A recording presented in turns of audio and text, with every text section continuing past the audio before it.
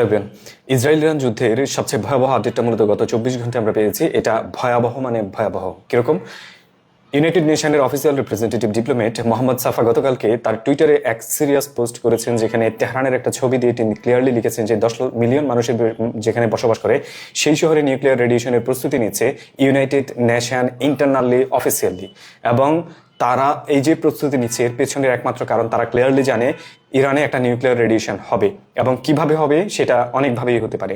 প্রথমত, ইরানের ভেতরে যে নিউক্লিয়ার সাইটগুলো রয়েছে অথবা তাদের যে নিউক্লিয়ার রিসার্চ সেন্টার রয়েছে অথবা তাদের কাছে যে মজুদ করা নিউক্লিয়ার ফিউল রয়েছে অথবা সেন্ট্রিফিউজ রয়েছে, যেখানেই আপনি তাকান তার কোনো জায়গা থেকে তারা কোনো ধরনের রেডিয়েশন লেক হতে দিবে না। এটা ইরানের একমাত্র পলিসি, কারণ হচ্ছে তাদের দেশ তারা রক্ষা করবে। তাহলে নিউক্লিয়ার রেডিয়েশনটা আসবে কোথা থেকে? এটাই হচ্ছে লজিক্যাল পয়েন্ট।